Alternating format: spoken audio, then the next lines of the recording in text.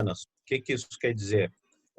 Da onde eu venho, o vinho ele é parte da refeição, ele sempre esteve na mesa, né? Na Itália, França, Espanha, o vinho ele é considerado alimento. Então, hoje na minha casa sempre teve arroz, feijão, carne e vinho. Na época era vinho de garrafão, não era vinho assim de qualidade nem nada. Hoje o vinho é um pouquinho mais fashion, né? Hoje o vinho tem um pouquinho mais de componente de moda, de protagonista. Na minha família o vinho era um elemento mais na mesa. E tanto assim que quando eu era pequeno meu avô me dava um pouquinho de vinho, água e açúcar para beber. Não façam isso hoje em dia, porque se vocês derem álcool para criança, vocês vão presos. Então, e aqui nos países da América do Sul, em vários outros países, o vinho tem um imposto ao vício, né? O vinho não é considerado alimento. Ele tem um imposto, inclusive ele é sobretaxado em vários países, inclusive no Chile, por ser considerado um vício em função do álcool. E aí eu vim morar no Chile, um país que tem uma cultura de vinho espetacular. Eu vim morar aos 13 anos, um Chile muito diferente do Chile de hoje. O Chile foi em 1986, em dezembro, então eu fugi do terremoto. Em 1985, tinha havido um terremoto muito grande em março de 85, e eu cheguei em dezembro de 85 para morar no Chile.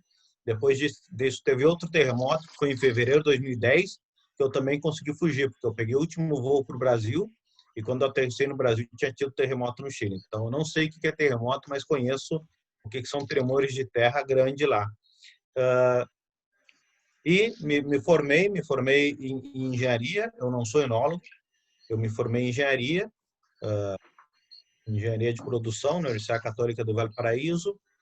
Comecei a e me apaixonei por um terreno, eu sempre gostei de campo, e me apaixonei por um sítio próximo da cidade. Quando eu recém comecei a trabalhar como engenheiro de treinamento, e vi no jornal um anúncio de um terreno, eu fui lá visitar esse terreno, que é onde está a La Recova, e decidi comprar, mas naquela época eu nem pensava em fazer vinho.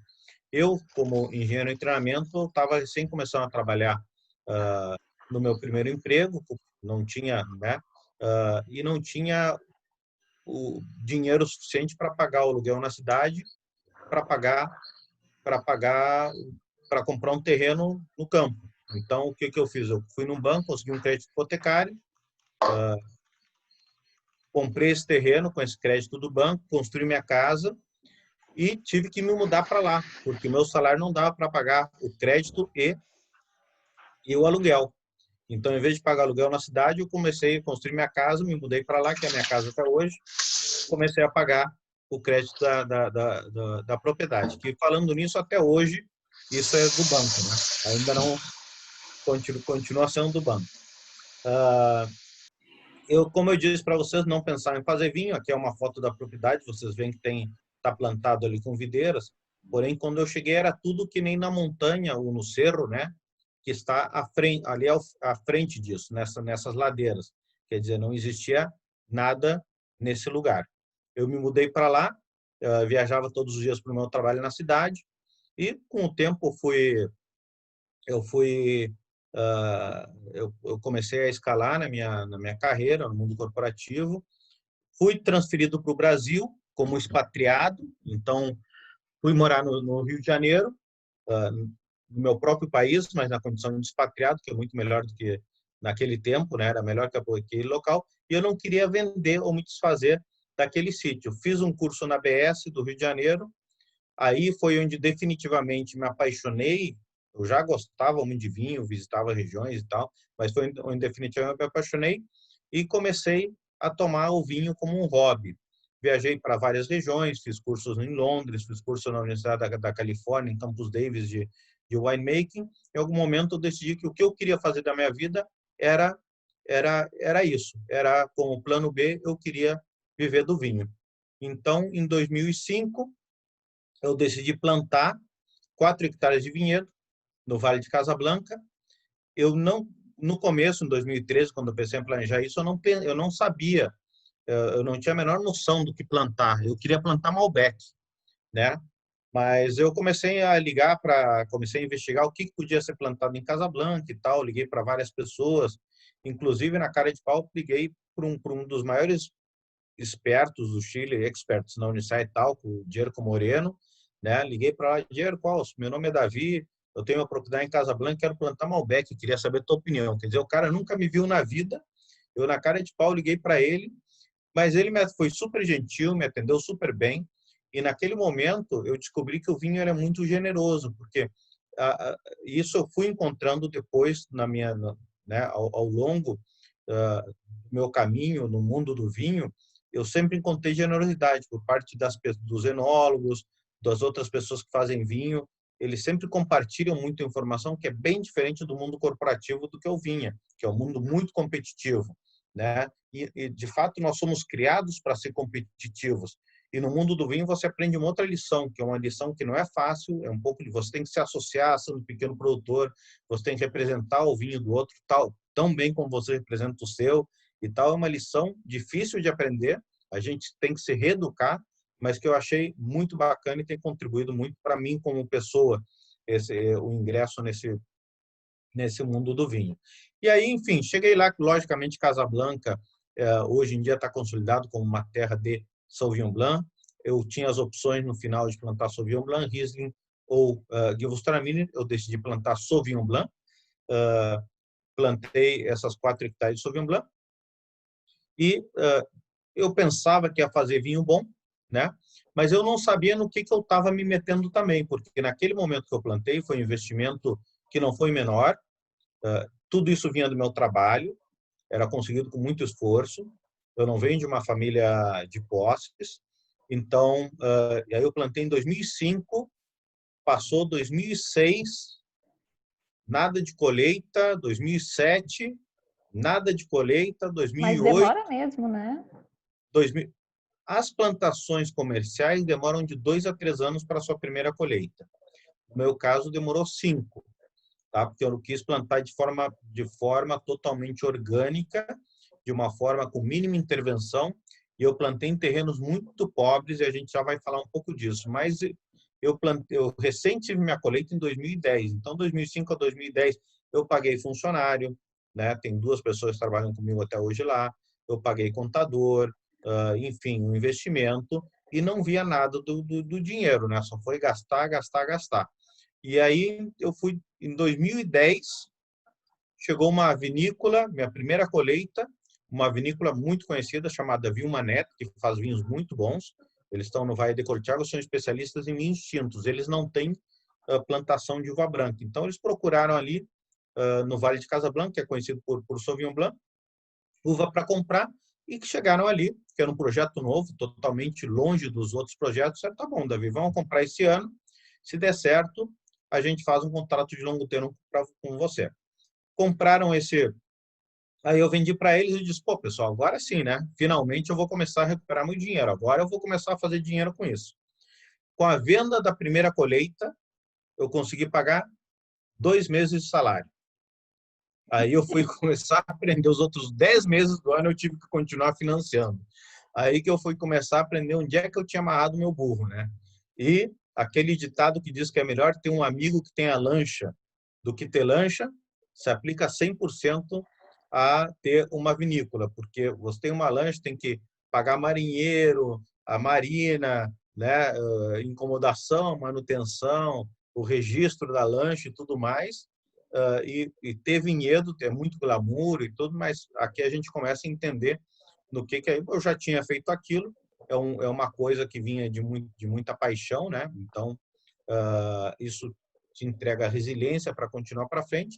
E a Vilma Neto, o Patrício Celedon, que era o enólogo da Vilma Neto, o José Miguel viu também, quando eles compraram de mim, eles também não sabiam no problema que eles estavam entrando, porque eu estava muito ansioso para saber a qualidade da uva, né? Para conhecer o meu vinho, etc.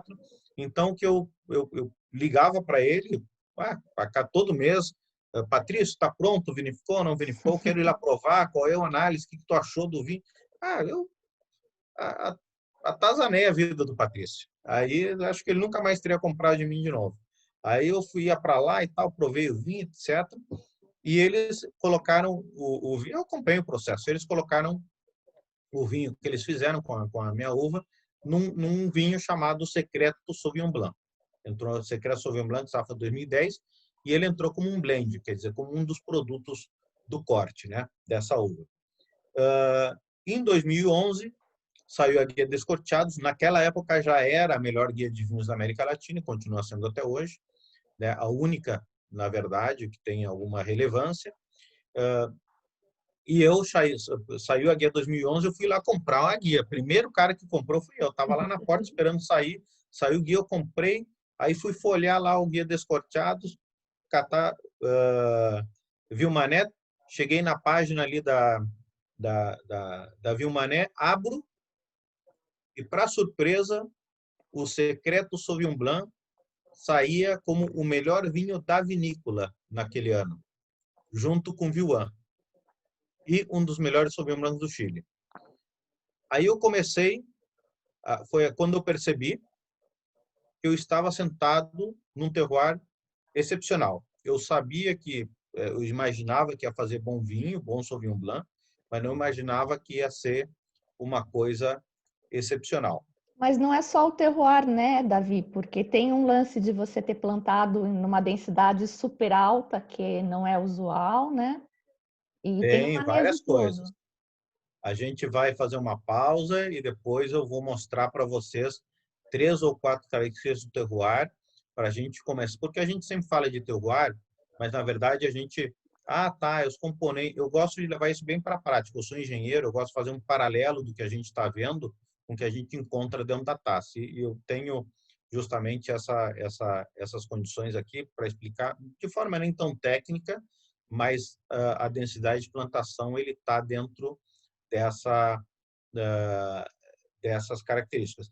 Mas, logicamente, que o clima, o solo, a localização é o primeiro fator fundamental. Depois tem outras coisas que a gente consegue construir em cima disso. E aí, em 2000 continuei vendendo para eles, né? Em 2013, em 2014, eu perdi meu emprego. Eu tinha um emprego muito bom. Eu perdi meu emprego e eu tinha que continuar trabalhando, mas eu disse, tudo bem. Era março, eu vou para o Chile fazer minha primeira vinificação. Eu tinha construído a minha cantina. Falar de construir a cantina é um eufemismo, porque, na verdade, eram 2 contêineres com os tanques colocados lá dentro. E aí, em 2014, em março, eu fui para a vinificação. Eu pensava em ficar 2 meses, eu dependia do meu trabalho. Então, eu disse, vou lá 2 meses, eu vou vinificar e depois eu volto a me recolocar no mundo corporativo. Esses 2 meses se transformaram em 2 anos, até que eu perdi todo o meu patrimônio, minhas contas, pedi mais dinheiro no banco, etc. E aí eu voltei a me recolocar. Mas fiquei 2 anos 100% dedicado a esse sonho, onde, de novo, eu fui aprender quão difícil era esse negócio de empreender no mundo do vinho. Enfim, em 2013, 2014 eu vinifiquei e aí fui com o meu primeiro vinho. O Patrício Tapia degustar, da Guia Descorteada, ia degustar o vinho. Eu fui lá, levei meu vinho embaixo do braço, tal, fui degustar com ele. E aí você está degustando com ele e você tenta ler, né? Pô, será que o cara gostou? Será que o cara não gostou? E aí tem aquela cara de pôquer ou de paisagem, né? Tu não sabe o que o cara está pensando. Aí tu tenta ver se ele levanta uma sobrancelha, tenta dar uma espiada no caderno dele e tal. Você não tem nenhuma ideia do que o cara tá pensando no teu vinho. Aí depois ela galera, tá bom, Davi, obrigado, entra o próximo e tal, e acabou. E você sai de lá assim, sem saber nada, se o E cara você gostou ou quase não não é gostou. ansioso, pelo jeito, também ficou bem tranquilo, né? Depois, 3 meses depois, sem a Guia Descorteado, fui comprar o meu primeiro vinho, eu não lembro se é o 91 ou 92 pontos. Na época que o melhor Sauvignon Blanc do Chile tinha tido 92 ou 93. E aí eu disse, pô, não, para aí, tudo bem. Eu sei que eu estou sentado em cima de um terroir de exceção, porque desde que a Vilmané começou a usar as uvas do meu sítio, o Sauvignon Blanc deles começou a brilhar, mas eu não sou enólogo. e é a minha primeira vinificação. E eu continuava vendendo para eles, eu não podia fazer toda a minha uva com vinificação, né? Então, eu fiz um pouco e saiu esse. E aí eu disse: não, mas para aí, aqui tem alguma coisa acontecendo. No ano seguinte, eu fui novamente. Aí veio, eu entrei no MOV, veio o Tinatkin para o Chile, que é um dos grandes críticos do mundo, Master of Wine em inglês. E aí eu fui mostrar o meu vinho para ele também. A mesma coisa, saí sem saber o que era. Quando saiu a guia do Tinatkin, o Sauvignon Blanc 92 pontos e La Recova entre as melhores vinícolas do Chile. Eu levava 2 anos vinificando. Ele colocou lá no Wine Report, entre as melhores vinícolas do Chile, apareceu La Recova. E o James Suckling, no mesmo ano, né, que é outra das referências mundiais que tem, que ele foi para o Chile, eu cheguei lá com o meu... eu não sabia, estava aprendendo como apresentar para esse pessoal, né? Então, tinha 2 garrafas do meu vinho. Eu não sabia que temperatura que eu servia o vinho para impressionar mais ele. Eu não tinha esse entendimento. Aí eu peguei uma garrafa Sauvignon Blanc, servi ela bem gelada, e outra eu não gelei tanto. Aí eu cheguei lá, sentei com ele e servi os 2 Sauvignon Blanc, né? E disse: ó, esse aqui é o mesmo, Sauvignon Blanc. Aí serviu o Sauvignon Blanc para ele, e ele bebeu aquele mais gelado e tal. Aí depois bebeu o outro, e ele falou: pô, mas para aí, que Sauvignon Blanc é esse? Eu disse: opa, isso aí o pessoal que não fala, os críticos, né, aqui, parece que ele já gostou. Ele disse: não, mas qual é a diferença desse com o outro? Eu disse: não, James, esse é o mesmo vinho. Esse está mais gelado, esse está mais quente. Tá, mas como assim mais frio? Quer dizer que esse aqui é do fundo do vale, que é mais frio, e esse aqui é de encosta, que pega mais o sol? Me explica bem a localização disso. Não, não, o mesmo vinhedo. Não, já entendi como é o vinhedo, mas é o mesmo, esse qual é a exposição? Não, não, é a mesma garrafa. O cara, um dos maiores críticos de vinho do mundo, tá? Que degusta, sei lá quantas mil amostras por ano, 70 mil, 80 mil amostras de vinho do ano. Não perceber que é o mesmo vinho a temperaturas diferentes, isso já fala que o vinho ele muda muito com a temperatura, e servir ele na temperatura ideal é fundamental. Hoje em dia, e novamente, ele deu 91, 92 pontos para o vinho também, que na época era grande coisa. O Sauvignon Blanc na época não pontuava muito. Hoje já temos Sauvignon Blanc de 95 pontos, 96 pontos. Na época o Sauvignon Blanc não passava de 93. Então ele já pontuou também com 90 e tantos pontos. E aí eu fui começar a entender novamente confirmou, né? Aí eu fui começar a interpretar aquilo que estava acontecendo. Eu não sou enólogo, né? Estou aprendendo, estou fazendo vinho do meu jeito, etc e tal. E já para não 3 críticos dos top já qualificar dessa forma. E aí você aprende que realmente o vinho ele vem da uva. E se você tiver um bom vinhedo, você vai conseguir fazer um bom vinho na medida que você não estrague essa uva. Logicamente que você consegue interpretar aquilo do seu jeito, consegue dar o teu estilo na vinificação, mas tudo parte da boa uva, né? Os melhores vinhedos do mundo, eu, por exemplo, nem querendo me comparar nem de perto nem de longe com o Romanée Conti. Romanée Conti, que é um vinho que vale $10 mil a garrafa, ele vem de 1 hectare de vinhedo, um pedacinho de terra. O vinhedo que está ao lado já não tem a mesma qualidade e o mesmo valor do Romanée Conti. Quer dizer, para fazer Romanée Conti tem que ser daquele pedacinho de vinhedo que está ali, porque aquilo que vai entregar característica especial. E você tendo um pedaço de terreno, né, um terroir especial, você vai conseguir fazer bom vinho. Eu comecei a entender isso, né, porque eu tentava entender essa questão. Isso realmente é assim. Você pegar qualquer grande vinho do mundo, você vai ver que às vezes eles pegam nem de todo o vinhedo. Ele diz: dessa parte desse vinhedo aqui eu vou pegar esse pedacinho para fazer esse vinho. Esse aqui do lado já não serve. E de novo esse mais de cá já vai entrar. Quer dizer, ele vem propriamente. Se você tiver um terroir, um ovo especial, você vai conseguir a matéria-prima para fazer bom vinho. O vinho eles fazem da porta da cantina para fora. Não adianta você ser um enólogo fechado dentro da cantina, né, e receber a uva, e aquela uva você vai transformar em alguma coisa excepcional. Isso nasce no vinhedo. Você tem que ter um cuidado particular com o vinhedo para conseguir fazer um vinho de exceção. Hoje, recentemente, o Sauvignon Blanc Avide 2018, o 2017, agora na Guia do Escortial 2021, que vai ser publicado em dezembro, ele obteve 94 pontos na Descorteados, e em 2018 obteve 95 pontos e entrou na lista dos melhores Sauvignon Blancs do Chile na Guia dos Corteados novamente. E é um trabalho de intimidade que a gente vai fazendo com o vinhedo, vai conhecendo mais.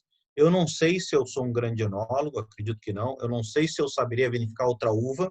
O que eu sei é que eu tenho tanta intimidade com o meu vinhedo e fui trabalhando ele por tantos anos que eu conheço ele e temos ido aprendendo junto de como interpretar, como fazer no nosso estilo, né? Esse vinho. Conhecemos as videiras, videira a videira, se alguma coisa está acontecendo na videira, a gente sabe o que está acontecendo, e a química a gente faz no vinhedo, mas isso eu falo daqui a pouco. Essa foi uma introdução bem pequenininha, Fabiana, da minha história e de como é que eu cheguei aqui hoje para conversar com você. Eu estou cheia de perguntas aqui, mas agora eu não sei, você tem uma sequência de coisas que você quer falar para eu perguntar depois? Pode interromper, o que eu tenho uma apresentação do terroir para fazer, tá? E se você quiser eu continuo e a gente faz, ou podemos ir conversar. Isso é um bate-papo, né? Quem quiser conversar também, não sei, eu prefiro. Pessoal que quiser abrir o microfone aí e fazer pergunta também é super bem-vindo. E o que eu ia perguntar é que você falou com toda essa evolução de intimidade que você teve aí com o seu vinhedo, com as suas videiras, acho que cada uma tem até um nome, né? Batizou cada uma e tal. Como é que você acha que era o seu primeiro Sauvignon Blanc comparado com esse último aí, que tirou 95 pontos? Olha, eu gostei de todos. Claro, Eu faz. gostei, eu gostei, eu gostei de todos. E achei que o processo foi muito bacana. Foi muito bacana. E hoje eu provei, por exemplo, o Sauvignon Blanc 2015, eu provei uma garrafa essa semana. E estava espetacular. O 2015, quando eu provei na época, acho que não estava tão bom como está hoje. A evolução dele foi espetacular. Se você me perguntasse, o 2015 feito, provado hoje, 5 anos depois, Tá mais legal. é o meu favorito. Para mim, eu daria 110 pontos para ele. Uma evolução espetacular, muito boa. O Sauvignon Blanc ele é considerado um vinho para ser degustado jovem, né? Então, tem muito preconceito sobre isso. O Sauvignon Blanc é a uva mais estigmatizada que tem. Quando você fala em Cabernet Sauvignon, você fala em Cabernet Sauvignon, pode ser com barrica, pode ser sem barrica, né? Pode ser, se é do Chile é um estilo, se é do outro lugar é outro estilo. Quando você fala em Sauvignon Blanc, você tem um só vinho na cabeça, uma imagem. Corpo leve, álcool moderado, aromático, né? E boa acidez. Na verdade, o que eu faço é ir descobrindo que o Sauvignon Blanc tem um universo atrás dessa uva e tem muita coisa além do que a gente entende que é o Sauvignon Blanc. A uva ela é muito versátil, pode fazer muitos estilos de vinho, tanto assim que esse Sauvignon Blanc, que é altamente premiado, para começo de conversa, tem 14 graus de álcool. Eu não conheci até hoje um Sauvignon Blanc de 14 graus de álcool, porque não Nem é a forma que se faz Sauvignon Blanc. Então, a gente já está falando de um vinho que é fora das casinhas, um vinho que não tem nada a ver com o padrão da Sauvignon Blanc. Nós vamos falar hoje de preconceito do Sauvignon Blanc Rosé Demi-Sec, né? Nós temos aí Sauvignon Blanc espumante, Sauvignon Blanc leite harvest, Sauvignon Blanc vinho do Porto de Sauvignon Blanc.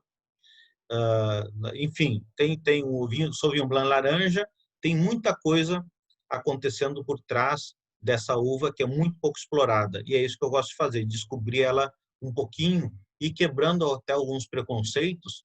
E até esse foi, eu gostei muito quando a Fabiana trouxe para mim, ela podia ter escolhido qualquer vinho do projeto dos vinhos do Novo Chile, e ela disse, Davi, eu quero fazer o Rosé Demi-Sec, porque as pessoas têm preconceito contra isso. Isso, para mim, foi espetacular, porque eu adoro esse desafio de quebrando, né, mito, preconceito, mostrando uma coisinha diferente. Enfim.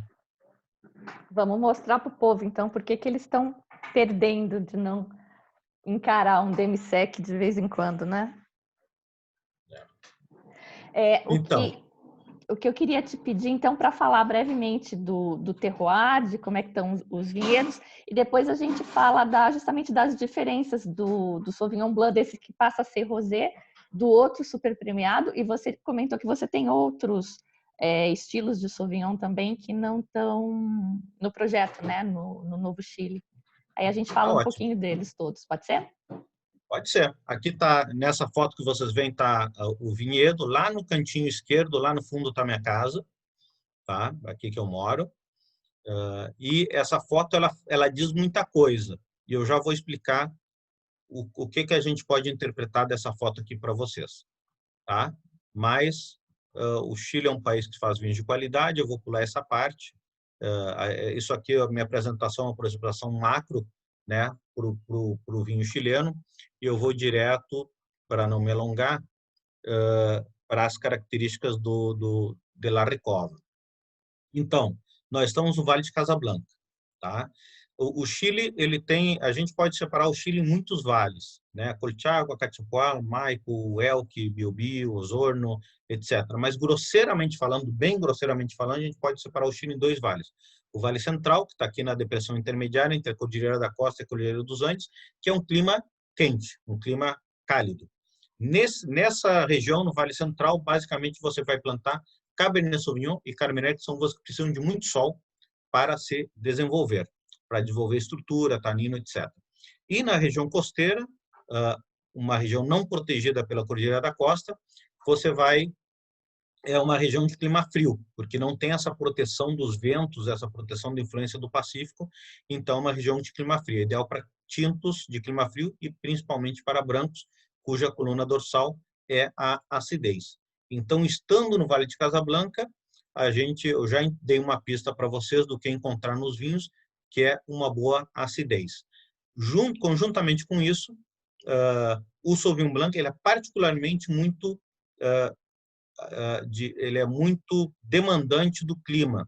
Um Sauvignon Blanc de clima quente, ele é unidimensional aromaticamente, quer dizer, ele vai te entregar apenas um aroma de fruta tropical em compota, chimia de abacaxi, por exemplo, e sem acidez. Espera aí, traduz aí que esse povo não sabe o que é chimia. A geleia. Uma compota, uma fruta doce, né? Eu só Pensa sei que a porque eu uva moro com o cozinhou. alemão. Depois, nos vales costeiros, com clima frio, você consegue uma melhor expressão da uva com mais complexidade de aromas. Então, sendo de clima frio, a gente, quando alguém degusta, né, o vinho, esse vinho vem da onde? Né? Por aroma. Alguma pista você tem pela acidez e pelo perfil aromático, se ele é de clima quente ou de clima frio. Tá? Então, aqui está La Recova, no vale mais frio do setor mais frio do Vale de Casablanca. Na verdade, aparece aqui entre San Antônio e Casablanca. Esse ano, o Ministério da Agricultura reclassificou todas as vinícolas geoespacialmente e, na verdade, nós estamos em San Antônio e não estamos mais em Casablanca. La Recova agora mudou para Algarrobo. Esse é o clima mais frio do Vale de Casablanca. E aqui, quando a gente... Vou pular tudo isso aqui. Quando a gente fala em fazer química no vinhedo, eu vou explicar uma coisa para vocês. 99% do vinho que a gente bebe, ele tem acidez ajustada. O que quer dizer isso? Você pega um saco de ácido tartárico artificial, chinês, e joga dentro do tanque, para melhorar a acidez do vinho. Um vinho sem acidez não é um vinho tão agradável de se beber. É um vinho que você precisa de um copo de água para passar para a segunda taça. Então, esse trabalho de manter a acidez a gente faz no vinhedo. Por quê? Nós estamos no clima mais frio do Vale de Casablanca, que vocês veem todos os subsetores de Casablanca, Las Dichas, onde está La Recova, é o mais frio de todos. Como vocês podem ver nessa barrinha aqui, tem apenas 600 horas de graus de calor no verão, quer dizer, é muito pouco, sei lá, um terço a menos do que o setor mais quente do vale, ou do que a média do vale, né? A temperatura noturna Em janeiro, das 30 noites de janeiro, nós temos 20 noites com temperatura abaixo de 10 graus. Então, lá o sol se põe e começa a fazer frio, muito frio. Nós temos noites com 3 graus em janeiro. A videira, abaixo dos 10 graus, ela consegue manter, ela teoricamente interrompe sua, digamos, a sua produção, ela hiberna e mantém a acidez. E de dia tem sol suficiente e calor suficiente para produzir açúcar. Então, nós estamos no clima mais frio do Vale de Casablanca. Ele está protegido do primeiro sol da manhã, porque eu estou muito próximo do Oceano Pacífico, 11 quilômetros, e nós temos uma neblina que entra toda a noite no vale ali onde eu estou e se retira entre 10 da manhã e meio-dia. 8 de cada 10 manhãs nós temos essa neblina. Essa neblina vai proteger do primeiro sol da manhã. E o último sol do dia... Desculpa uma interrompidinha. Com essa neblina também rola um botritizado, eventualmente? Não. Eu não tenho nenhum problema com botritizado, porque ali corre muito vento. Então, o vento ajuda muito a evitar esse acúmulo de umidade no meio do grão da uva, que vai evitar apodrecimento produto da botrytis. Então, ali, apesar da neblina, não tem nenhuma chance de ter botrytis, onde eu Nem estou. botrytis boa. Nenhum tipo de botrytis. Eu colhi um late harvest em julho e a uva não botrytizou de jeito nenhum. Mas vamos lá. Aí nós temos... E também o primeiro sol da manhã não dá nas uvas. Por quê? Ela está plantada na exposição leste. Vocês veem que o sol se põe por trás do morro e, portanto, enquanto todo o vale tem sol, ali os vinhedos estão protegidos do sol. Então, o clima mais frio do Vale de Casablanca, protegido do primeiro sol da manhã, protegido do último sol do dia, em função da exposição, e tem uma janela de sol mais curta, e tudo isso ajuda a preservar a acidez no vinhedo, sem necessidade de fazer nenhuma classe de ajuste de acidez na cantina. Tá? Então, isso aqui a gente começa a entender um pouco do terroir, quando a Fabiana falou, não é só clima, não. Se eu plantar, por exemplo, nessa exposição, eu vou ter uma melhor acidez do que se eu plantar lá do outro lado, onde o sol chega. E a primeira foto que eu mostrei para vocês, ela fala justamente disso. Vocês veem que o vale tem sol, mas os vinhedos estão todos protegidos pela sombra. E aí a gente começa a fazer química no vinhedo. David, fala Sim. rapidinho, que eu não sei se está todo mundo familiar. Você mostrou em 2 slides aí o grau Winkler, e não sei se o pessoal conhece, eu também não sei explicar direito, você vai me corrigir, mas ele tem a ver, o pessoal da Califórnia gosta muito, né? Tem a ver com quantidade de luz e calor por dia, né? Por tempo que tem na área. E você tem o Winkler 2 ali, ou é o 1? Para vinho branco é o Winkler 1.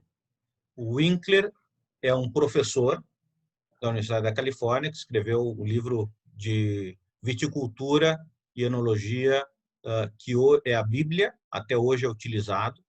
Tá? E ele classificou os climas em função das horas de calor temporada, para saber se esse clima é bom para uva branca, se esse clima é bom para uva tinta, para diferentes tipos de uva. Ele fez do grau Winkler 1 até o Winkler 5. O primeiro grau, o Winkler 1, são as regiões mais frias, aptas para vinho branco. Tá? E ele é medido quantas horas de... a temperatura acima de 10 graus Celsius durante o dia tem na temporada. Então, ele soma todas as temperaturas para dar um grau, para dizer, esse vinhedo, essa região tem tantas horas de calor, ou tantos graus de calor nessa temporada. O limite entre o Winkler 1 e 2, quer dizer, entre branco e tinto, é 1.200 graus. Tá? Aqui nós estamos falando, em Las Dichas, de 600 graus temporada. É uma região de frio extremo. É metade, quer dizer, do limite para passar para uva tinta, que nunca poderia ser plantado um Cabernet Sauvignon, nunca poderia ser plantado um Carmener, porque essas uvas não vão amadurecer jamais nessa região. E é um frio extremo que até é um desafio grande plantar, inclusive, algumas uvas brancas. Quando eu plantei Sauvignon Blanc, na verdade, eu não sabia que estava plantando nesse, depois que eu fui entender isso aqui, A porque, inclusive, perfeita. era um risco plantar numa região de frio extremo, como é nesse setor particular que eu estou. Se vocês veem lá em Itapiúna, que é o primeiro, nós estamos com quase 900 graus Winkler. É uma zona bastante segura, bastante confortável para branco. Quando a gente já chega para 600 em Las Dichas, parece que forem dois vales completamente diferentes dentro do mesmo vale. Aqui a gente está falando de um frio realmente extremo, mas que é parte do que eu estou falando para vocês da conservação da acidez, né? Eu estou falando um pouquinho até de aspectos mais técnicos, que eu costumo não falar nas apresentações, porque a Fabiana disse que o público dela gosta desses detalhes mais técnicos assim. Bom, eu vou encurtar isso aqui. Só vou falar mais dois aspectos para a gente começar o nosso bate-papo, não ficar tão chata a apresentação.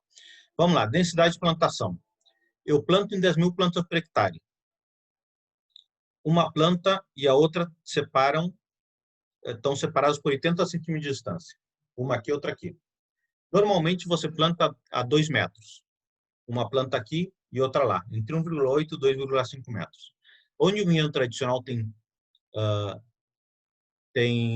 2 plantas, eu tenho 5. Tá? Os melhores chateaus do mundo, os melhores vinhedos do mundo plantam 10 mil plantas por hectare. Aubryon, Margaux, Romanée Conti, Angelus, Petrus, tá? E é a plantação que eu decidi. Você não consegue mecanizar, colocar um trator, uma moto, não consegue, tem que trabalhar absolutamente manual, porque entre fileira e fileira passa apenas uma pessoa, não consegue passar nenhuma moto ali, né? Porque é muito apertadinho, então tem que ser tudo manual. E hoje em dia você precisa de mecanização, né? Não tem tanta mão de obra assim, a mão de obra não é tão barata para cuidar de um vinhedo de forma manual. E aí você pega, olha só a inclinação do vinhedo. E as pessoas que colhem ainda e trabalham no vinhedo vão ter que, olha onde é que eles, na ladeira que eles trabalham. Nem pela ladeira você conseguiria colocar um trator, né?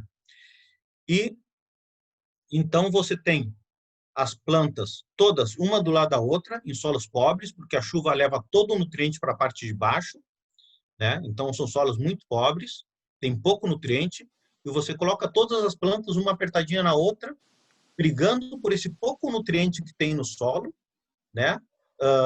Como está no metrô de São Paulo, hora do rush, né? 6 horas, 7 horas, todo mundo apertadinho, não tem nem oxigênio para respirar.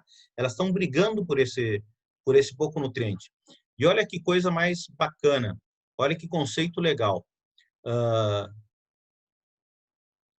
Toda mãe vai proteger o seu filho com a própria vida. Isso vale para qualquer espécie. No caso da videira, a uva ela tem a semente que vai dar continuidade dela, é o filho da videira. Quando você estressa ela do jeito que a gente está estressando, o que ela vai fazer? Ela vai deixar de ter vigor e vai concentrar isso na uva, que é a continuidade dela. Tá? Então, uma videira com muita água, insolação, nutriente, ela vai crescer com folhagem maravilhosa e um cacho de uva lindo, grande, como para fazer um comercial de televisão, mas não para fazer bom vinho. Quando você estressa ela, ela vai ter menos folhagem, menos vigor, né? E tudo que ela tem, ela vai concentrar na uva, vai fazer uma uva pequenininha e uma uva muito concentrada, né? Paralelamente a isso, como ela não tem a quantidade de nutrientes onde ela está, ela procura em algum lugar para tentar sobreviver. Onde é que ela procura? Qual é o único lugar que ela pode procurar? Fazendo raízes profundas. Você tem uma videira de 1,5 m de altura, 1,70 m de altura, com raízes de 5 e 7 metros de profundidade, um edifício de 3 andares. Quando você obriga ela a fazer isso, ela vai catar lá no subsolo o microelemento nutriente que não tem na superfície. E aí a gente consegue trazer para dentro da taça uma mineralidade, né? Que junto com a vaguada costeira, essa neblina, ele vai entregar para esse vinho. E o último ponto que eu vou falar para vocês é sobre que toda a característica da uva, ela está na pele da uva, ela não está na polpa. A polpa, grosseiramente falando, é algo com açúcar. Então, precursor aromático está na pele, né? Os aromas da uva estão nos estômagos, estão dentro da pele. antociano, resveratrol, polifenóis, a cor da uva. Se você pegar uma uva tinta, prensar ele, vinificar sem contato com a casca, você faz vinho branco.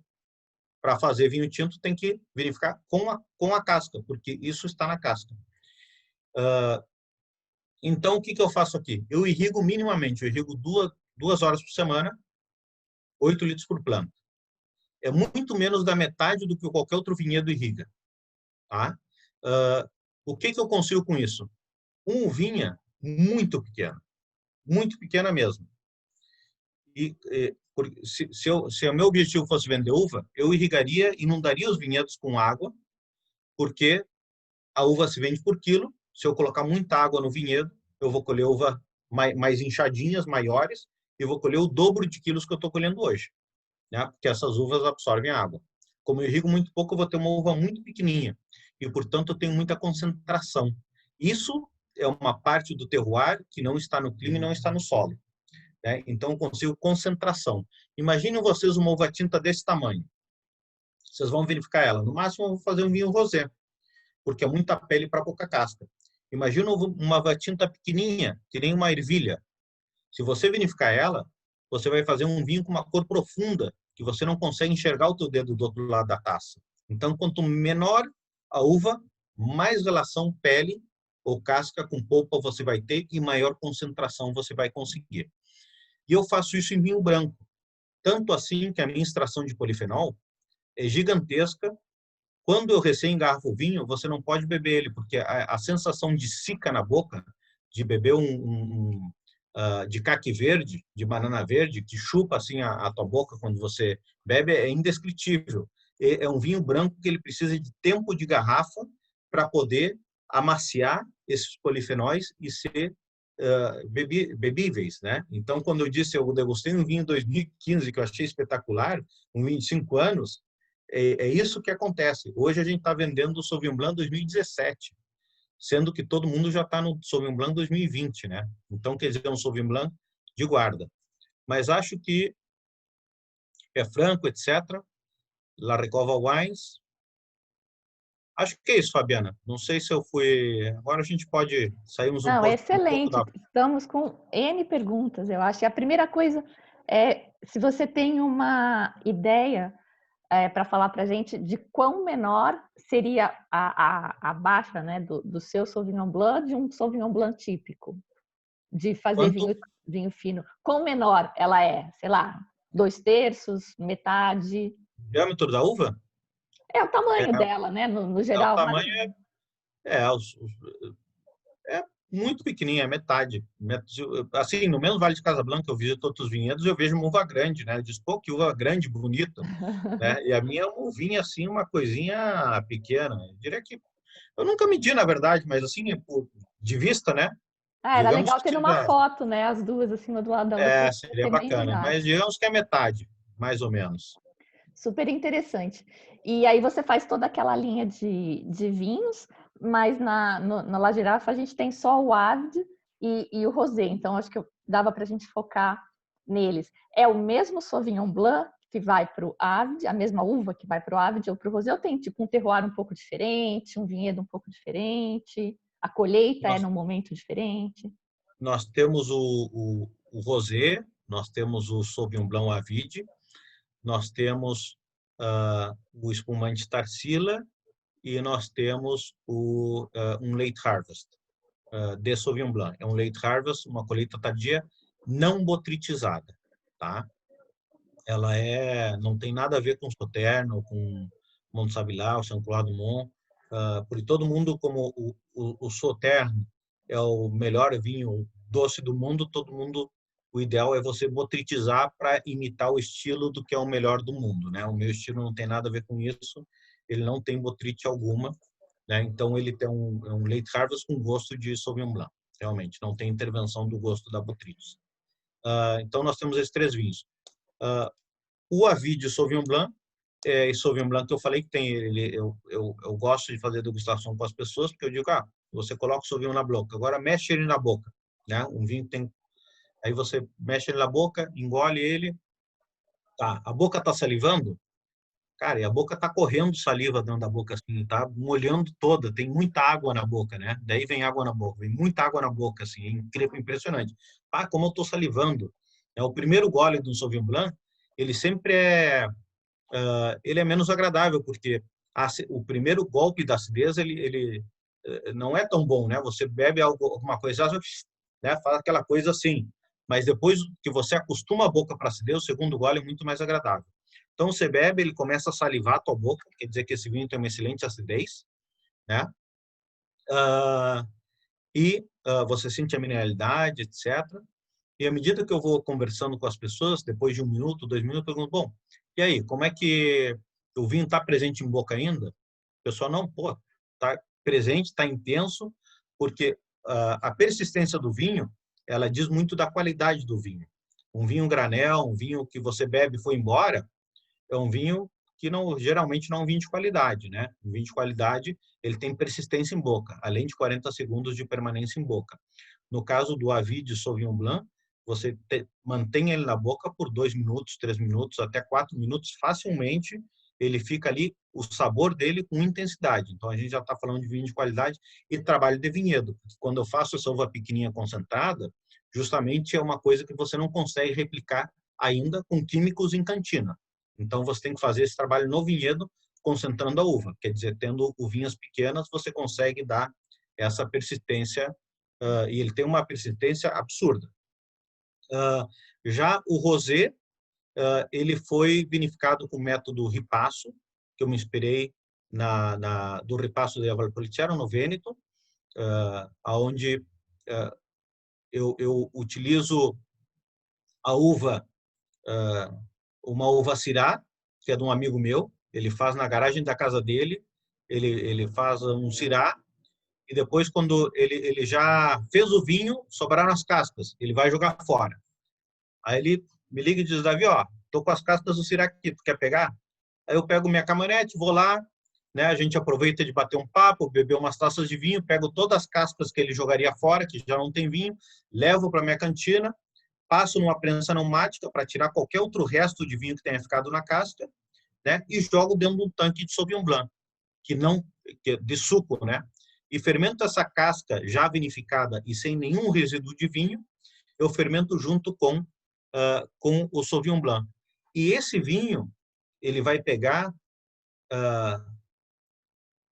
uma cor dessa casca que ficou ainda, e ele vai pegar aromas de frutos vermelhos, como cereja, como morango, como framboesa, né? E ele ainda vai ter aromas de vinho branco, ele vai ter aromas de frutas brancas, de pêssego, de maçã, né? Aí é um vinho completamente diferente de outro rosé, porque ele tem os dois aromas, tanto de tinto como de branco, e bem integrados e super agradáveis. Então, um vinho único, que se você der para um crítico que está acostumado com isso para degustar, ele não vai saber do que é feito esse rosé, porque não existe o rosé de ripasso até onde eu conheço. Tanto assim que o vinho se chama obstinado. Chama-se obstinado porque, como eu não sou enólogo, então logicamente, quando eu comecei a fazer vinho, eu perguntava para os enólogos, né? Cara, como é que se faz isso? Aí eu perguntava para 3 enólogos, eu tinha 3 respostas diferentes, e aí eu escolhi o que eu queria fazer. Aí eu perguntei como é que faz a estabilização do vinho de proteica? Ah, Davi, eu utilizo bentonita sódica. Ah, eu utilizo bentonita potássica. Ah, eu utilizo metade da bentonita antes da fermentação, metade depois. Então, cada um tem a sua receita, né, a sua fórmula. E eu fazia o que eu queria. Quando eu disse, pessoal, eu quero fazer um rosé de vinho de Sauvignon Blanc, pelo método ripasso. Me inspirei, gostei, achei bacana, né? O ripasso, dito seja de passo, ele é tinto com tinto, ele não é casca de tinto com branco. Isso aí eu peguei esse método e adaptei para isso. Aí, nesse caso, todo mundo foi unânime, dizendo, Davi, não se faz rosé dessa forma, está errado. Rosé se faz de uva tinta. Aí o vinhedo é meu, eu faço o que eu quero, tá, vou fazer. Mas também não fui bobo, né? Fiz 500 litros de vinho. Fiz 500 litros de vinho, foi um sucesso. Em 2 meses eu não tinha mais vinho, disse, opa, aqui tem uma coisa interessante. E continuei fazendo. No ano seguinte eu fiz 1.500 litros. Vendi tudo. E hoje é o vinho que eu mais vendo. É um vinho, pessoal, sem pretensão alguma, não é um vinho de alta pontuação de críticos. O outro vinho, o Avid, é um vinho sério, um vinho de 95 pontos, entre os melhores vinhos do Sauvignon Blanc do Chile, tá? Super gastronômico, e nem todo mundo gosta, tá? Mas os críticos adoram. Para quem, assim, aquele apreciador de vinho, esse vinho é unânime, todo mundo gosta, tá? É um vinho que, apesar de ser um demi-sec, ele é de altíssima qualidade. E quando as pessoas falam de vinho demi-sec é ruim, é verdade. 99% é vinho ruim que foi colocado açúcar para poder beber o vinho, tá? E vinho suave muitas vezes também é verdade, tá? Que tem vinho ruim lá dentro, porque vinho de grande qualidade geralmente não se coloca açúcar. Esse aqui ele interrompe a fermentação antes, o açúcar da própria uva, mas também você tem um dos vinhos mais caros do mundo, é o vinho doce, Chateau d'Yquem, o Sauterre, né? Então você consegue fazer um vinho demi-sec porque ele tem vocação para isso. Por que ele tem vocação para isso? Eu vou utilizar o exemplo de uma limonada. Você pega faz um suco de limão e bebe ele sem colocar açúcar, ele é desagradável, aquela acidez incomoda, né? Você coloca um pouquinho de açúcar, a limonada ficou super gostosa. A acidez não foi embora, ela continua ali. E o que a gente tem aqui é uma brincadeira. A gente tem a acidez do Sauvignon Blanc com um açúcar residual pequeno, de 23 gramas, tá? Um vinho doce vai ter 100 gramas, mais ou menos. Então, ele tem um pequeno açúcar residual, por isso é demi-sec, é semi-seco, de 23 gramas, que conversa muito bem com a acidez do vinho e faz um vinho super agradável para ser bebido sozinho por uma piscina, por um dia de calor, para um aperitivo antes do almoço. E também é um vinho super versátil. Ele consegue harmonizar com uma quantidade de comidas incríveis. Assim, tem vinho tinto encorpado com carne vermelha. Eu não sei o que é com isso, não sei o que é. Esse aqui ele consegue conversar com muitos tipos de comida. Ele tem muita versatilidade na gastronomia. E para terminar de responder a pergunta da Fabiana, eles são do mesmo vinhedo, tá? Eu começo a colher a uva quando eu vendia o vinho para Vinho Mané, eu tinha que colher em 1 ou 2 dias. Eu tinha 40 pessoas colhendo ali, ou 50 pessoas para conseguir colher, isso em 2 dias. Hoje, eu trabalho só com 5 pessoas na colheita. É uma slow harvest, uma colheita lenta. Então, as pessoas vão colhendo, 5 pessoas colhem um pouquinho num dia, no outro dia colhe outro pouquinho, no outro dia colhe outro pouquinho. Eles colhem por 3 a 4 semanas. Eu começo a colher aqui e termino quase um mês depois, né? Nesse processo, a uva ela vai amadurecendo, ela não deixou de amadurecer, ela vai concentrando álcool e açúcar. Então, com a vide eu faço com as primeiras uvas que eu colho, e esse rosé eu faço com as uvas que eu colho depois, um pouquinho mais madura. E aí, antes do vinho terminar de fermentar, eu consigo uma graduação alcoólica de 14, mas consigo ainda deixar um pouquinho de açúcar residual, né? Se eu fermentasse ele completamente, ele teria 15. Na verdade, o que eu deixo é 1 grau de álcool a mais, que em vez de converter para álcool, eu conservo O que é em... impressionante, né? 15% num Sauvignon Blanc. Recorde, É, hein? Vai para o Guinness. não, e o Sauvignon Blanc Avid, quando eu dou para as pessoas degustarem, eu faço proposta. E o que você achou do álcool desse vinho? Incomodou vocês? Não, não. E se eu dissesse que tinha 14 de álcool, vocês acreditam? Não, como 14? Né? Tem justamente o equilíbrio que você consegue da acidez, do álcool e do corpo, né? Ah, achou tua apresentação ali. Tá certo.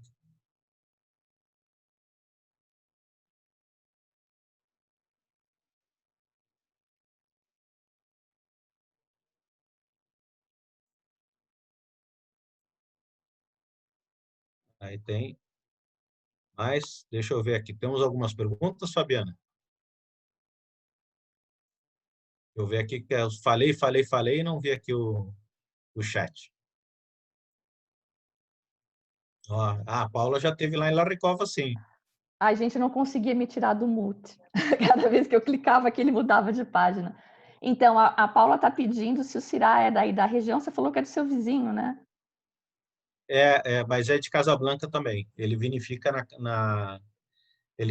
em Algarrobo, na garagem da casa dele. Esse cara é o Roberto Carrancá. Ele foi enólogo de uma grande vinícola por muitos anos. Ele vinificava 18 milhões de litros por temporada. 18 milhões por temporada. Vinho muito comercial. Ele cansou daquilo. Ele não queria, não, aquilo agredia ele de alguma forma, porque tem muita intervenção no vinho que ele fazia. E ele deu na louca. Ele era enólogo-chefe dessa vinícola, ganhava super bem. Deu na louca, disse, abandonou o emprego e foi fazer vinho na garagem da casa dele. Ele faz vinho com a mulher e com 2 filhas. E faz até o rótulo da garrafa, é feito à mão. A esposa dele compra uma batata, né? Parte a batata no meio, talha, faz um entalhe de um carimbo lá. Com a batata ela carimba todos os rótulos, escreve à mão, cola na garrafa, então lá é completamente artesanal. Só que ele é um cara que é um grande enólogo também, não foi o cara que vinificou durante anos em grandes bodegas e tudo mais, só que hoje ele faz na garagem dele de forma artesanal um grande vinho, chama-se Tinta Tinto, e é de lá que eu pego a casca do Syrah para fazer o obstinado. E aí dou 2 Excelente. caixas de vinho para ele, enfim, aí a gente já faz um escambo ali, enfim. Vamos falar do vinho, então? Da, da, da degustação dele, porque eu fiquei super impressionada. Ele tem esse aroma de coisa verde, né? Mostra a cor, Fabiana, na tela ali. A cor dele na. Tá mostrando a ficha Tá ali. técnica, ó, mas Tá ali, tá achei ali. bem real, assim, bem verdadeira a cor da foto. Ele é bem clarinho. Você falou que ele fica bastante macerando com as cascas, na verdade, né? Conta, o tempo de maceração maceração e fermentação é bem demorado a sua fermentação, né? Normalmente, quando você faz um rosé no método tradicional, você coloca uvas tintas e 2, 3, 4 dias depois você sangra o vinho e você tem a cor de um rosé, tá? Então, você não deixa ele muito em contato com a pele, porque quanto mais tempo ele tiver com a pele, mais taninos ele vai fazer extração de mais taninos.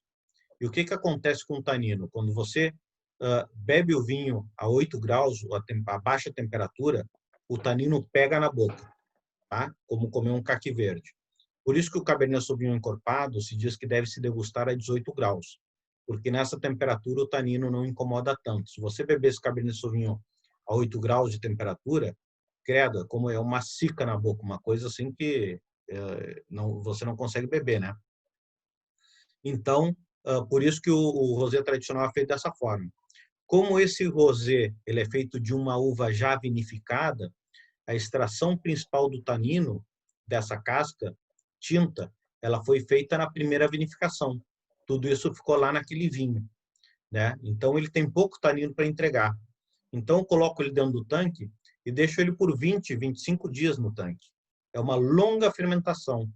Isso é aumentado porque o vinho ele vai ganhando álcool, né, na fermentação, e quanto mais álcool tiver uma solução, mais extração ele vai fazer dos componentes da casca. Se aquilo tivesse muito tanino, ele estaria uma carga de tanino que o vinho não poderia ser bebido assim a baixa temperatura, né? Então isso é uma técnica, foi sem querer que eu descobri isso, né? E aperfeiçoei a técnica. É uma técnica que realmente que eu aperfeiçoei.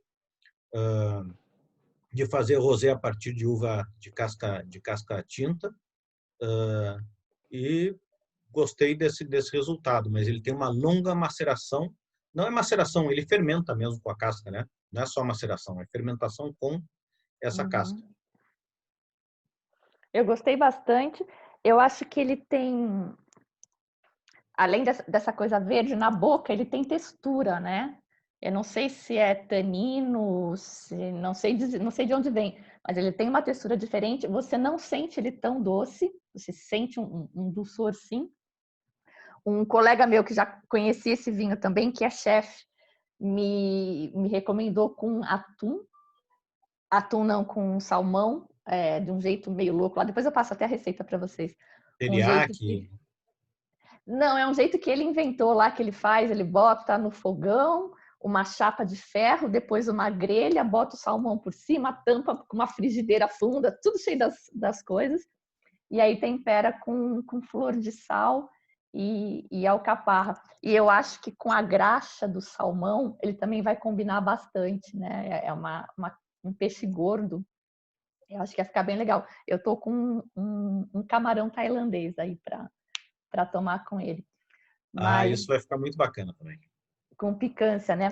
Mas eu falei que a gente ia fazer um exercício também de harmonização, né?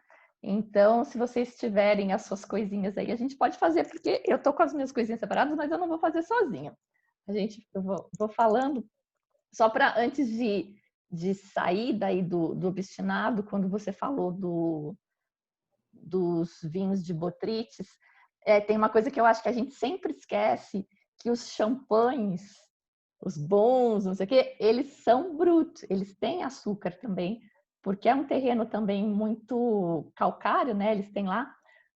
Os vinhos são muito ácidos e existe, até hoje está na moda, os Natur, mas existe uma escola mais tradicional que acha quase um crime você fazer um champanhe Natur, porque ele precisa daquele tantinho de açúcar para balancear o tanto de acidez que ele tem. E aqui eu achei que ele está bem combinando também. Achei bem legal, bem diferente. E tem esse lance dos aromas aí, a persistência na boca, essa coisa é uma lixia, né? Uma coisa bem que é Tem do uma lixinha em Sauvignon Blanc. boca. Eu não sei se eu te Exatamente. comentei que o Sauvignon, o da Vilmanen, o Secreto, foi um dos primeiros vinhos assim que me marcou. Eu estava no Uruguai quando eu tinha começado a estudar e tinha um restaurante que eu pedia sempre esse Sauvignon Blanc, mas era acho que 2013, o ano que eu estava Ah, lá. O vinho capaz que era esse seu 2010. é. Então, tem que ser. Se eles fazem Sauvignon Blanc do ano, então tinha que ser 2011, 2012, exatamente. E eu lembro bem dessa Exatamente. lixia aí, dessa coisa.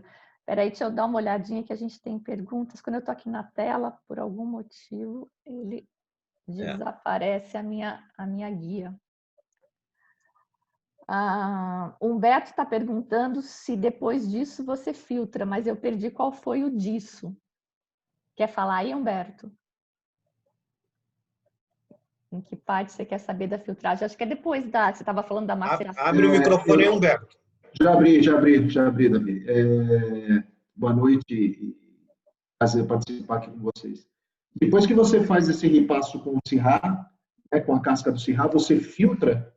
O que você faz para retirar? Você filtra o vinho? Se Vamos você lá. quiser e puder responder, Com eu certeza. agradeço. Façam as perguntas que vocês quiserem. As mais obscenas possíveis. Vamos lá. Esse vinho, eu interrompo a fermentação esfriando o tanque, tá? Senão a levedura vai continuar consumindo açúcar. Então, quando eu acho, na degustação, quando eu acho que está do jeito que eu gosto, né? Eu refrigero o tanque a 5 graus, né? E isso faz com a levedura abaixo de 10 graus, ela não gosta disso, ela precipita. Então, eu refrigero o tanque, a levedura ela vai precipitar. Nesse momento, eu sulfito o vinho, tá? Aí esse vinho em particular eu sulfito ele, porque o vinho doce ele é muito complicado com as refermentações. Mesmo assim, para ser vinho doce, o sulfito dele é muito baixo, porque a acidez ajuda a segurar isso depois em garrafa, tá? De fato, dos vinhos DMC que eu conheço, tem menos sulfitos. 30 partes por milhão, é nada. Pouco. Qualquer vinho branco tem 30 ppm. Então, e aí, depois eu estabilizo proteicamente, quer dizer, eu jogo uma bentonita, que é uma argila, então um vinho vegano, porque não tem, não, o que estabiliza ele não tem origem animal, não é gelatina de peixe, não é, enfim, é bentonita, e aí ele vai precipitar as proteínas do vinho junto com a bentonita no fundo. Logo, eu faço estabilização tartárica de forma física, tá? Eu refrigero o tanque a menos 7 graus, menos 5 graus, por 15 dias. Então, ele vai precipitar todo o bitartarato de potássio, ele vai precipitar para o fundo, Hoje em dia isso não se faz, tá? Qualquer vinícola hoje joga um químico e faz isso em 12, 24 horas. Eu faço no método tradicional, quer dizer, eu refrigero o tanque por 15 dias a menos 5, menos 7 graus.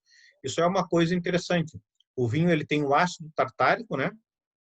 É a única fruta que tem esse ácido como ácido principal. O limão tem o ácido cítrico, a maçã tem o ácido málico, a uva tem o ácido tartárico. Tanto assim que quando dizem, descobrimos que 5.000 anos antes de Cristo se fazia vinho na Geórgia. Como é que eles sabem? Lá não tem, encontrar um negócio lá não tem vinho algum. 5.000 anos já evaporou há muito tempo, porque eles encontraram um resíduo de ácido tartárico dentro das ânforas. E a uva é a única que tem ácido tartárico, então o que tinha ali era uva. Então eles vão deduzindo dessa forma. E ele tem uma base, que é o potássio. E uma base com ácido, ele sempre se une e precipita como sal, né? O cloruro de sódio, sal de mar. Então, essa precipitação, ela acontece a temperaturas abaixo de zero. Deve acontecer quando você coloca um vinho que não foi estabilizado na geladeira e depois você vê que tem um açúcar no fundo, né? Uma precipitação. Isso é o bitartarato de potássio. Não tem nada a ver com qualidade. As pessoas não conhecem e dizem, esse vinho está estragado, tem um cristalzinho no fundo. Não tem nada a ver.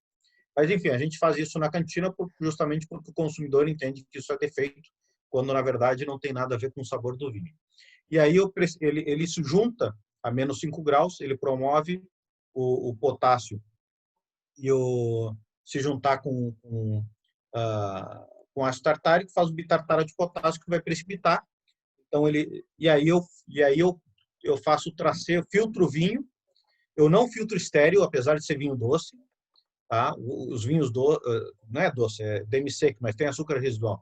Os vinhos com açúcar residual você normalmente filtra estéreo para não passar levedura alguma para a garrafa, nenhum micro-organismo, porque isso com açúcar na garrafa, refermentação garantida. Isso é batata. Mas eu não filtro estéreo, é maluquice mesmo, mas eu não faço, eu filtro com 1,2 micras, tá? O estéreo é 0,45. Então, ele fica bem limpo, fica transparente, mas não é estéreo. E aí eu já engarrafo na sequência. O processo é esse. E a acidez do vinho, uma acidez, um pH de 3,0, super pH, o álcool de 14 e um mínimo sulfito de 30 ppm, essa combinação de fatores, fazem com que, com esse vinho, eu nunca na vida enfrentei uma refermentação em garrafa. Nunca aconteceu. Isso está garantido, apesar de não ser filtrado estéreo. Porque o filtro estéreo, ele não só filtra a levedura e os micro-organismos, como ele tira elementos de corpo e tira elementos de sabor. E isso eu preservo ele nesse vinho. Ele tem um pouquinho mais de boca, como a Fabiana falou. Parte dessa boca também é dado pelo açúcar residual. Logicamente, o açúcar residual ele dá volume em boca, não tem jeito, mas também por ser menos filtrado, ele também consegue conservar essa boca, aromas e, enfim, é um vinho de mais qualidade. Uma vinícola comercial, nunca na vida você engarrafaria um vinho com açúcar residual sem filtrar estéreo. Porque o medo que tem na imagem da empresa, que é uma refermentação depois, como eles fazem, o recall de vinho, o prejuízo que isso tem na imagem de uma marca comercial é gigantesco. Né? E tanto assim que também nunca fariam um vinho DMC com 30 ppm. De jeito nenhum, porque imagina que tem que fazer um recall disso. Verdade. Gente, são 9h20. Vocês querem falar da Maridahe rapidinho? Querem falar mais do vinho? Vamos para a Maridahe? Vamos passar aqui. Eu tinha preparado um material para falar de onde é a Sauvignon Blanc, mas está todo mundo ligado que ela vem lá do Vale do Loire, né? O Ripasso vem do Vêneto. Se vocês quiserem, depois a gente fala disso num dia com mais calma. Mas Maridahe, não sei, a harmonização, eu gosto muito da palavra Maridahe, eu sempre uso. Não sei se vocês acreditam que ela existe ou não, eu já vi gente falar que é bobagem, mas para essas pessoas eu recomendaria escovar os dentes com pasta e tomar um suco de laranja depois, e aí a gente conversa se Maridahe funciona ou não. Eu vou apresentar uma teoria, na verdade, que é sobre as interações. E aí essas interações, elas são verdadeiras, mas elas se baseiam, né, as coisas que funcionam ou não, se baseiam mais nos gostos pessoais de cada um. Então, de repente, você pode ser um ponto fora da curva, mas a maioria das pessoas não gosta de amargo, por exemplo. Então, a gente tende a evitar combinações que favoreçam o amargo. Então, a gente vai ter que considerar, para harmonizar, os componentes de sabor, que ele nunca clica quando eu quero, muito bem. Então, a gente tem 5 sabores para considerar, que é o que a gente sente. O umami, que foi por isso que eu falei para vocês terem à mão os cogumelos. O umami foi o 5º sabor descoberto, ele é meio complexo, ninguém sabe explicar direito o que ele é, mas ele é o mais persistente de todos. O pessoal compara bastante com aquele Ajinomoto, né, o glucamato de potássio. Então, ele é um sabor diferente, a gente não tolera muito ele enjoa, mas numa quantidade pequena ele dá um yummy na comida. Doce, salgado, amargo e a acidez. Esses seriam os sabores. A gente ainda tem uma percepção que é mais tátil, né, na boca, da gordura e da picância. É tudo isso que pode ter na comida. E a gente tem que combinar isso com as qualidades do vinho. Basicamente, álcool, tanino, esses dois que vão dar o corpo, a acidez do vinho e a doçura do vinho. Aí a gente pode fazer as combinações por complementaridade ou por semelhança. Semelhança é quando o pessoal sempre fala um salmão mais gordinho com um chardonnay que é mais gordinho, que vai bem. Ou complementaridade é quando eles se chocam mesmo. Por exemplo, um gorgonzola com um vinho do Porto, um vinho doce. Uma coisa combate a outra.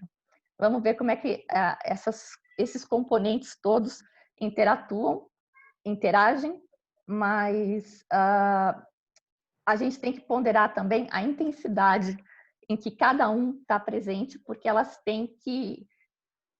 se você pegar componentes que combinam, mas um for muito mais intenso que o outro, vai passar, não vai rolar. Vamos ver então.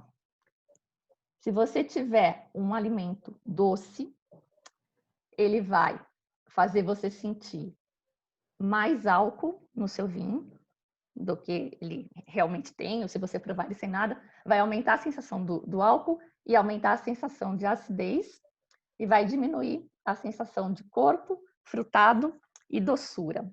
Vocês estão com vinho aí? Vocês estão com as coisinhas que eu falei para vocês provarem? Então, quem tiver um pouquinho de açúcar, quiser botar na língua, toma o seu vinho antes, prova como ele é, sente bem ele.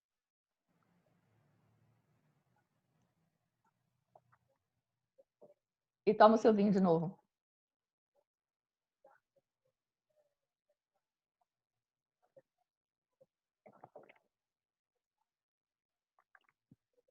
Eu, no caso, estou com um vinho doce.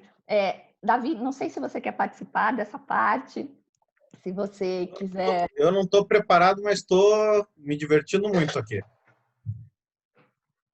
Tivemos um cat accident. Então, bom, eu estou com um vinho doce, né? E a acidez, para mim, nitidamente, ela abaixou. Vocês que devem estar com vinho seco, eu estou vendo um vinho tinto aí, não vai sentir tanto nessa parte, mas vocês devem perceber bastante que o vinho deve estar mais ácido na boca. Não sei se concordam, eu vi o vinho do Paulo ali só. Temos um vinho branco ali também. No caso do vinho branco do Humberto, que é só o que eu estou vendo aqui na minha tela, eu imagino que a acidez vai ressaltar com essa experiência do açúcar. Vamos testar outro sabor.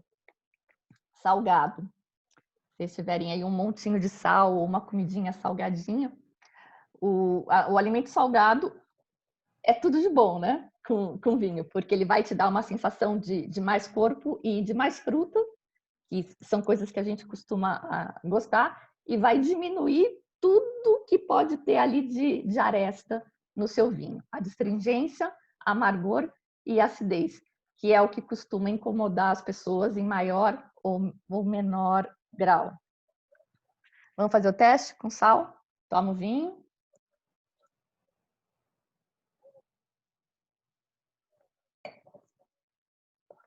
Pitadinha de sal. Nossa, tem muito corpo esse vinho. Com vinho tinto vai ficar sensacional o sal.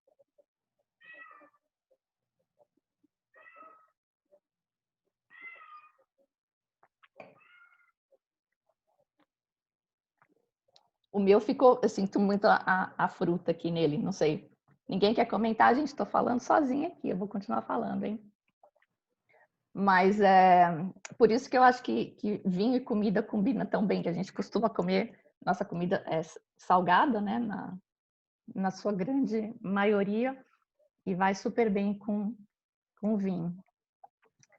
Próxima, amargo. Amargo é um fiasco, tá? Os amargos se combinam nas duas coisas e se ressaltam, então fujam da combinação. E o que é? O amargo no vinho, ele está muito relacionado com o tanino. Um vinho muito tânico, e principalmente se o tanino estiver duro, ele dá essa sensação de amargor. Então, tanino com comida amarga tem que correr, porque a menos que você goste, né? Meu marido toma Campari sem limão, então tem gosto para tudo também. De novo, é aquela coisa do gosto pessoal, funciona para alguns e não para outros. Acidez. Se a sua comida for mais ácida, ela vai fazer a sua percepção de acidez no vinho baixar, né? Que ela, até um pouco daquela coisa que o Davi comentou, de que a primeira golada do seu Sauvignon Blanc ou do seu suco de limão sem açúcar, ele é mais chocante, mas depois se acostuma. Eu tomo suco de limão sem açúcar, por exemplo. Se vocês tiverem o limãozinho aí de vocês, eu tenho um copinho aqui.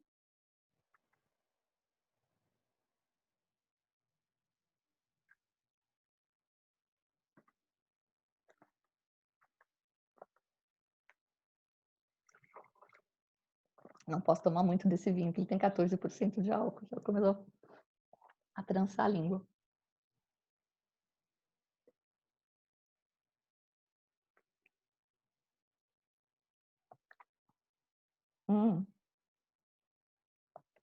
O meu vinho ficou horrível. Ele ficou metálico. Ficou sem gosto. Sim, ficou bem. Mas esse também vai. O meu também ficou completamente sem gosto. A acidez do vinho vai embora e ele fica xoxo, fica sem gosto nenhum. É. Eu tomando um Sauvignon Blanc, né? Então ele ficou sem gosto nenhum. Nenhum, nada. Não rolou. Então fujam de comidas ácidas com vinhos ácidos. E o picante, não falei nada para vocês do que pegar, porque na verdade eu não tinha ideia, não podia falar para vocês comerem pimenta, né? Eu tenho umas linguicinhas, como é que fala? Quando elas são sequinhas, curadas e picantes. Mas a gente imagina que a picância com o doce do vinho, você vê, ó, ela baixa a sensação de doçura. Então, com o doce desse vinho, deve dar uma equilibrada bem legal.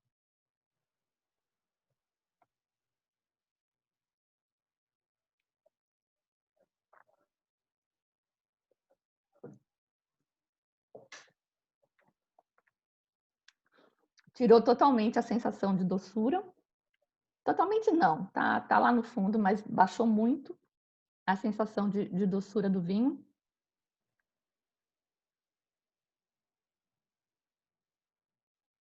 E diminuiu também, é verdade, diminuiu a fruta dele. E o corpo realmente pareceu mais magro, gente. Tudo verdade isso que está escrito aí, tá? Essa tabelinha aí é do WSET. Eu lembro quando eu li, eu falava, mas como pode isso? Mas tudo verdade, a gente até fez os testes lá também. Por isso que uma comida picante, eu gosto de picor. Então aí acho que entra a parte do gosto pessoal. A gente aqui em casa, a gente acha que comida picante com cirá é a oitava maravilha do mundo. E Syrah é um vinho picante também, né? Então, é um gosto pessoal. Mas quem não curte muito, tem que procurar um vinho aí que fuja dessa parte de tanino e a parte de essa sensação mais de picante, porque elas vão se combinar. E, por fim, o umami. O meu ficou lá no fogão, porque tive um problema técnico aí. Mas seriam os cogumelos. Vocês têm cogumelos aí? O umami é um dos mais complicados de harmonizar, porque você vê, ele baixa o corpo, o doce e a fruta do vinho e aumenta todas aquelas coisas que a gente não gosta. Ele é meio o oposto do salgado, né? Então, você vai ter que procurar um vinho muito frutado, com baixa astringência, para fugir desse amargor. E, normalmente, quem tem aí fruta com baixa astringência é o Pinot Noir. É o mais tradicional, esses levezinhos. Com esse rosé aqui, eu acho que ele vai ficar bem interessante também. Depois que a gente desligar aqui, eu vou até testar como é que ficou, só para não deixar vocês aqui. E, gente, harmonização é isso, tá? Aí é como que você combina essas coisas e a parte que você gosta mais ou não. Tem um monte de pergunta aqui que eu não consegui olhar enquanto estava falando. Deixa eu dar uma olhada. A Ana Quando tá você sempre... olha, Fabi, o exercício que eu faço de harmonização para saber se um vinho harmoniza ou não, eu como um pedaço de comida, engulo, depois bebo um gole de vinho, espero 15 segundos, mais ou menos. Isso é relativo, né? Mas para fim de exercício, conta 15 segundos.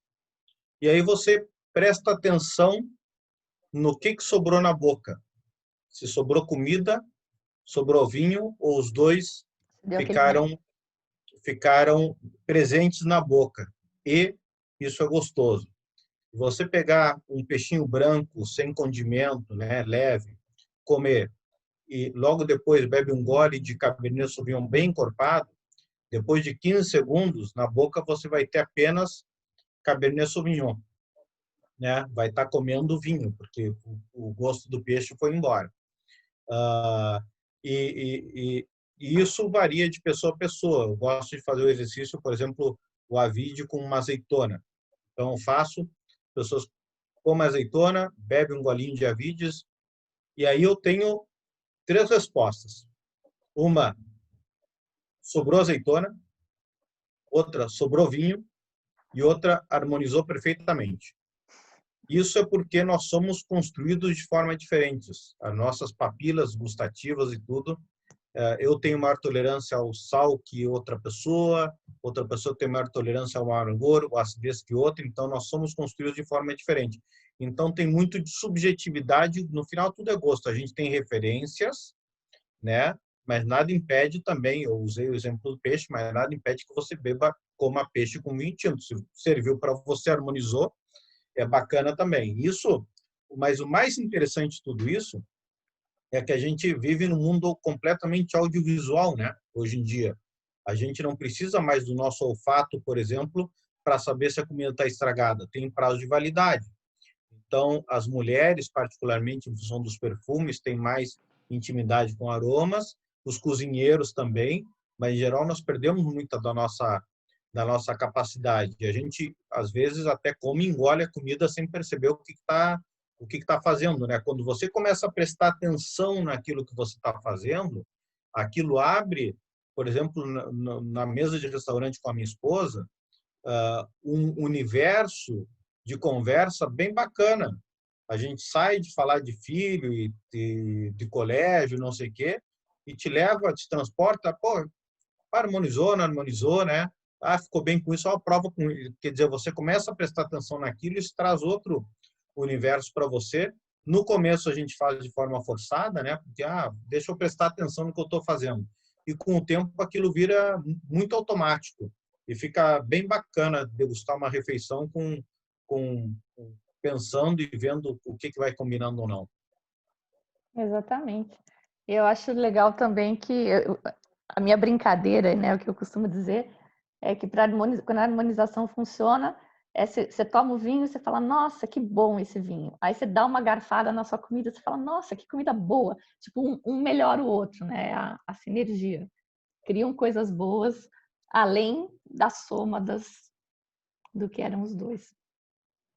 E às vezes não funciona, né? No caso que você falou do vinho tinto, com o peixe, é isso, está priorizando o vinho tinto, e o peixe está comendo. Podia ser pão, podia ser qualquer coisa, e você está só se alimentando. O contrário não funciona, que a gente já testou também, um cordeiro com um vinho branco, não rolou porque virou uma aguinha azeda, o vinho branco, assim, não dá nada certo.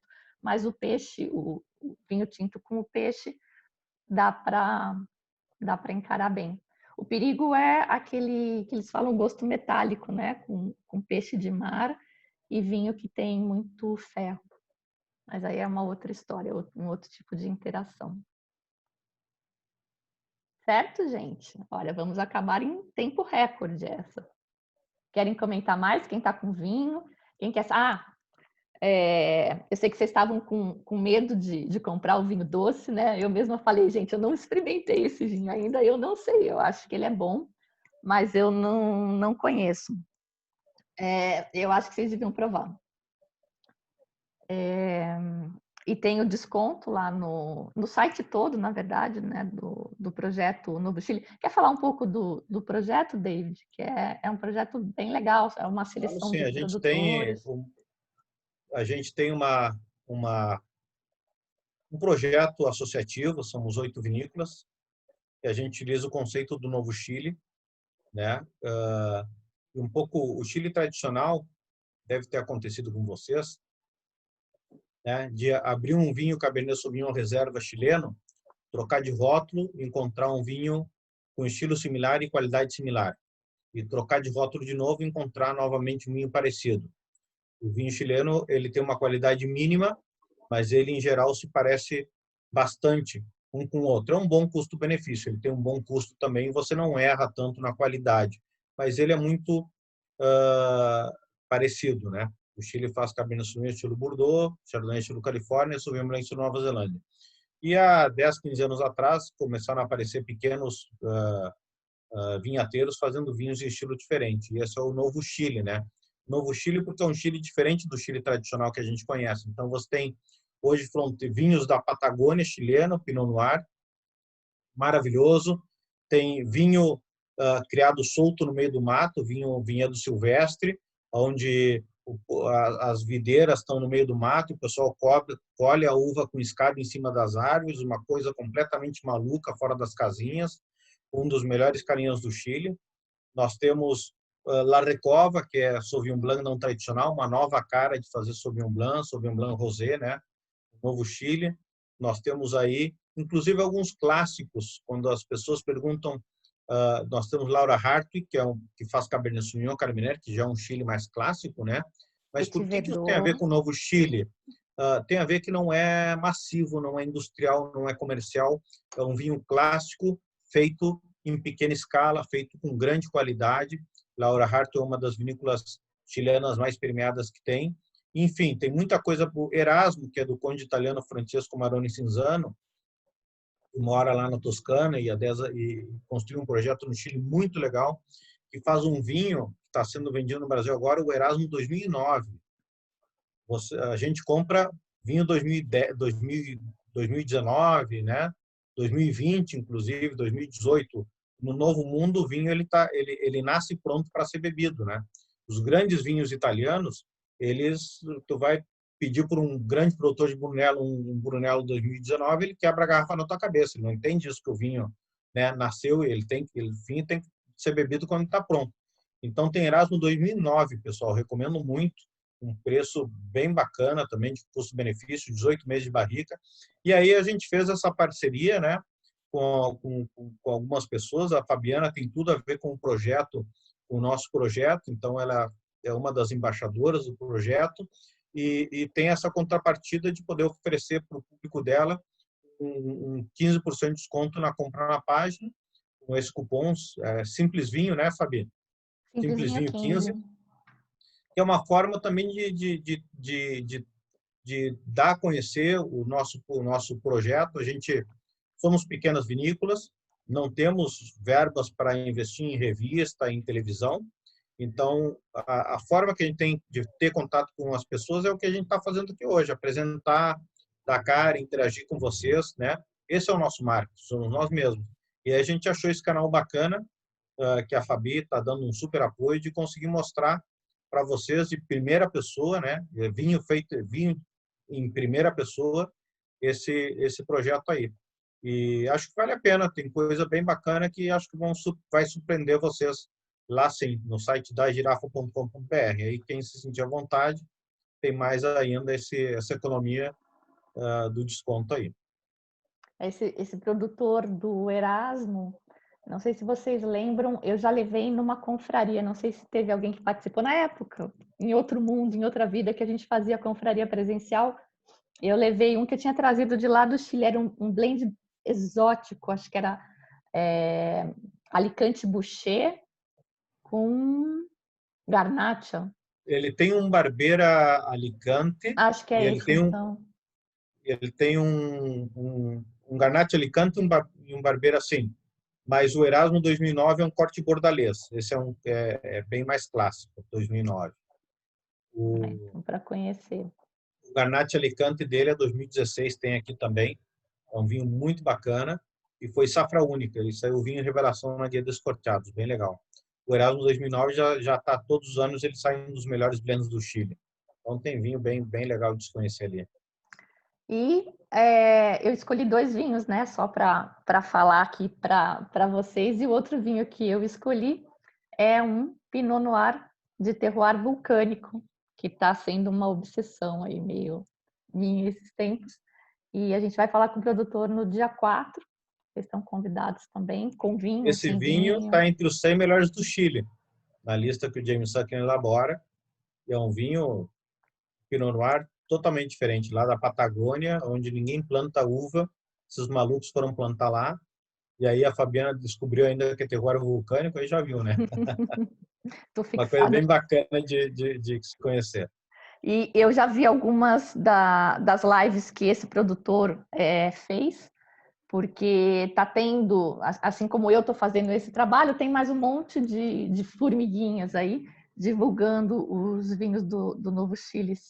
Botei lá no post, tem, né, a agenda completa, tá tendo um monte de live dessas com produtor e tal, quem tiver a fim de conhecer outros vinhos antes de comprar, ouvir a opinião das pessoas, pode ser interessante também acompanhar. E tem esqueci o nome, é a Wine Academy. Vai ter um curso de vinhos online, o Master Level 1 dos vinhos do Novo Chile, com 7 módulos. Esse curso ele vai ser o Diego Arrébola, que foi eleito 3 vezes melhor sommelier do Brasil, um educador, que também é educador da Unicef, da W7, né? Dia 30 e dia 7 são 2 aulas. Tem as cartilhas e tem o quiz. Você responde lá os quiz e no final recebe um certificado na sua casa, assinado pelos 8 representantes das vinícolas, um PIN também e alguns outros benefícios. O módulo 1 é do Chile, o módulo 2 é a denominação de origem do Chile, no módulo 3 são o Novo Chile e do módulo 4 ao 7 são as vinícolas, né, do Novo Chile. E está com um precinho bem bacana, pessoal. É R$190, agora com a Black Friday, e o lançamento está em R$95 apenas. Vale o pode cupom pagar do curso em também? 6 vezes. Aí não vale, mas pode pagar em 6 vezes no cartão sem juros. Tá? Então, R$15 por mês, vale muito a pena. Quem quiser, fica convidado aí para participar. Excelente. Eu experimentei agora o meu umami com o vinho e eu achei que ficou bom, né? O vinho aguentou, porque o problema do umami é ele dar aquela baixada no vinho. Achei que funcionou super e recomendo o risoto de fungo também com esse vinho, acho que vai bem. Um risoto adoro risoto, gorgonzola com aquela coisinha lá, damasco, picadinho, assim, gente, super fácil de fazer, super chique, né? Porque é metido, né? Gorgonzola com damasco. E acho que vai combinar bem, porque ele tem o salgado do gorgonzola, né? Aquele gosto forte, com as pitadinhas de damasco, você pica ele bem bonitinho. Até colorido o prato, fica legal. Se eu lembrar de mais alguma coisa, depois eu compartilho. Paulo perguntou aqui, onde se inscreve para o curso? Onde faz a inscrição? Então, é na mesma página da Girafa, dagirafa.com.br. Vocês vão achar lá, na primeira página tem o produto ali, o Masterclass dos vinhos do Novo Chile. Tá bem visível ali, abrindo a página. Muito bem. Mais perguntas? Estou com fome, gente. Vamos encerrar, então? Tenho bastante vinho ainda, porque eu bebo pouco, apesar de eu ter queimado a largada. Vocês acham que eu sou mob boom, né? Eu falo que o povo só vê as pingas que eu tomo. Tenho bastante vinho ainda e tô com a minha comidinha me esperando. Gostaram? Então, muito bem, gente. Obrigada Pessoal, muito obrigado, presença. tá? Adorei aqui, Fabio, obrigado pela oportunidade aí, por me chamar ter me escolhido para essa reunião bacana aqui, adorei. Eu que agradeço, Davi. Certo, gente? Pode desligar? Temos Tchau, a pessoal. Olivia Obrigado. também está pentelhando aqui, ó. Tchau, tchau. O gato já passou. Tchau, tchau, gente. Obrigada por tudo. Tchau, Fabi. Obrigado. Tchau, obrigada, Davi. Cláudia não falou nada hoje, hein, Claudete? Estou impressionada. Estou prestando atenção aqui. Muito bem. Vocês estavam com vinho? Não, hoje não. Ah, por isso. Não deu vinho para ela, não abriu a boca. Já entendi. Tchau, Paulo. Obrigado, parabéns. Paulo, obrigada. Tchau, tchau. Tchau, tchau.